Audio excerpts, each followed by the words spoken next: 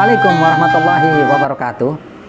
Sahabat-sahabat, selamat berjumpa kembali dengan kami di channel Zona Zuhri dalam program Guru Bahasa Indonesia Mendaras. Sahabat, dalam kesempatan kali ini kami akan mengangkat sebuah tema atau sebuah judul yang banyak sekali orang bertanya tentang tema ini, yaitu judulnya mengapa bahasa Melayu dijadikan sebagai bahasa Indonesia. Sahabat-sahabat, ada 4 alasan mengapa bahasa Melayu dijadikan bahasa Indonesia. Padahal sebagaimana kita ketahui bahwa Negara Kesatuan Republik Indonesia ini dengan Bhinneka Tunggal Ika-nya memiliki banyak keragaman. Keragaman apa saja? Keragaman suku, bangsa, ras, agama, bahkan bahasa. Tercatat di Indonesia lebih dari 500 bahasa daerah. Sahabat, kita kembali lagi kepada tema bahwasanya mengapa bahasa Melayu dijadikan sebagai bahasa Indonesia. Padahal bangsa Indonesia memiliki banyak dan ragam bahasa. Sahabat-sahabat, apabila kita membicarakan tentang perkembangan bahasa Indonesia, maka mau tidak mau kita harus membicarakan bahasa Melayu sebagai sumber atau akar bahasa Indonesia yang kita pergunakan sekarang ini. Bahasa Indonesia tumbuh dan berkembang dari bahasa Melayu dan sejak dahulu dipakai sebagai bahasa lingua franca atau bahasa pengantar perhubungan, pergaulan, bahkan komunikasi di tingkat perdagangan. Dan bahasa Melayu ini digunakan bukan saja di Kepulauan Nusantara, tapi juga hampir di seluruh Asia Tenggara. Sahabat-sahabat, pertanyaannya adalah kapan sebenarnya bahasa Melayu dipergunakan?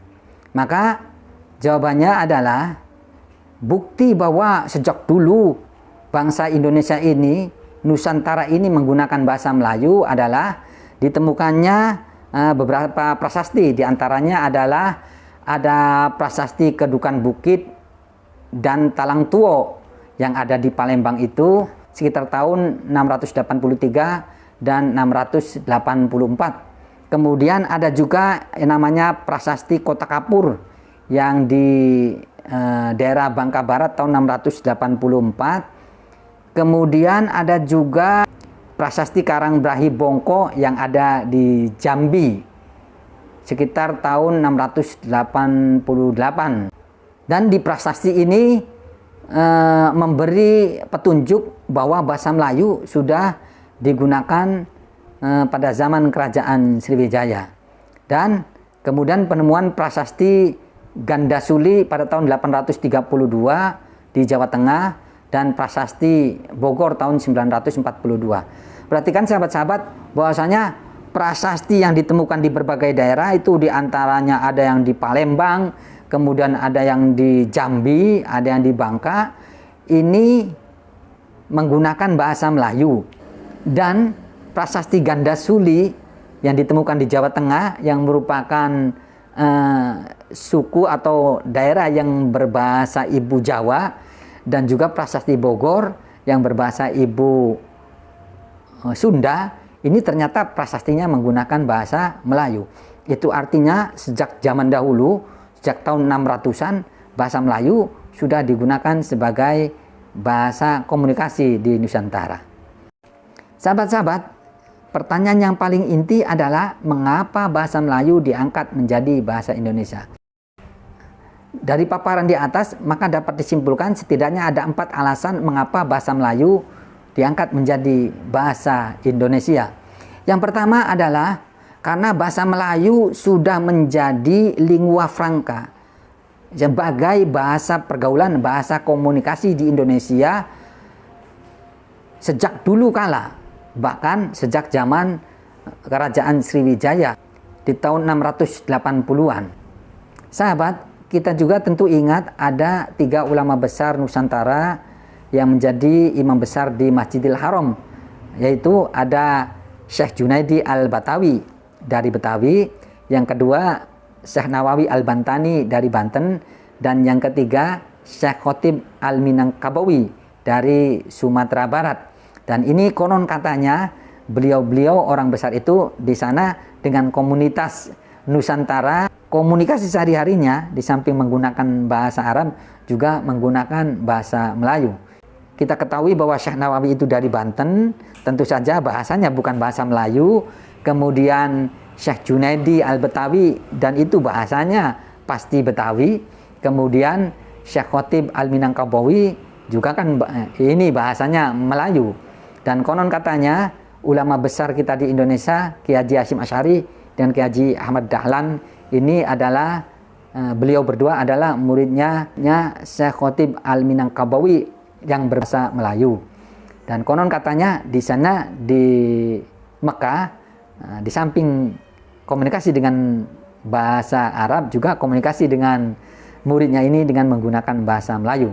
Artinya ini sebelum bahasa Indonesia dikukuhkan menjadi bahasa persatuan di Indonesia dengan Sumpah Pemuda tahun 1928, orang-orang kita, orang-orang Indonesia, orang-orang Nusantara sudah menggunakan komunikasi dengan menggunakan bahasa Melayu, padahal latar belakang mereka itu bukan dari Melayu.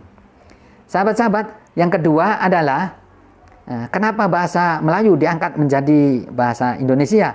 Yang kedua adalah karena bahasa Melayu sederhana, mudah dipelajari, dan tidak ada tingkatan-tingkatannya. Kalau Jawa jelas ada tingkatannya, ada Jawa Ngoko dan ada Jawa Kromo. Kemudian Sunda juga ada tingkatannya, ada Sunda Kasar dan juga ada Sunda Lemes. Kita tengok juga bahasa Jawa, untuk tidur saja ada tingkatan-tingkatannya.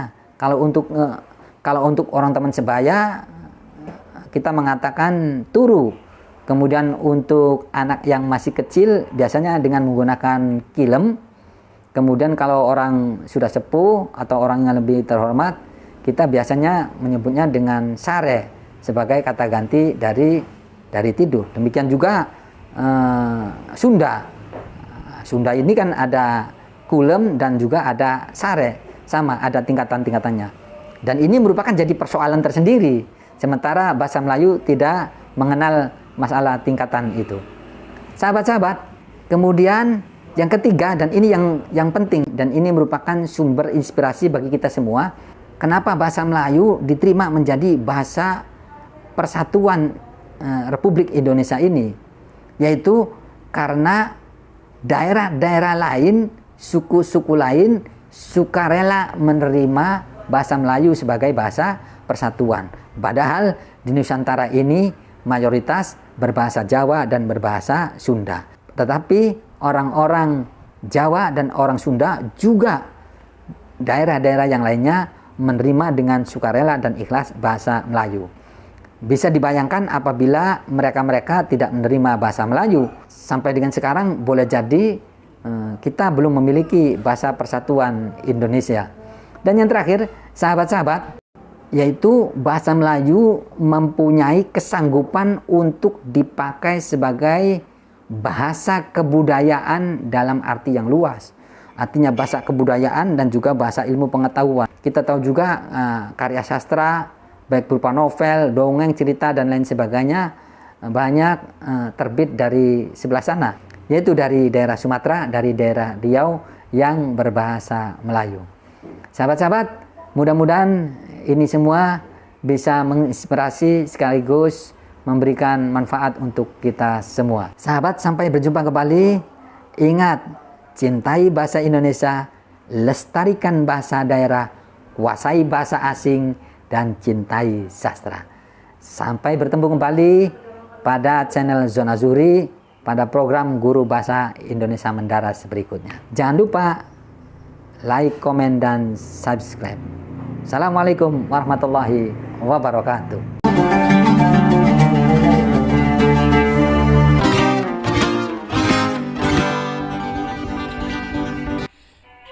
I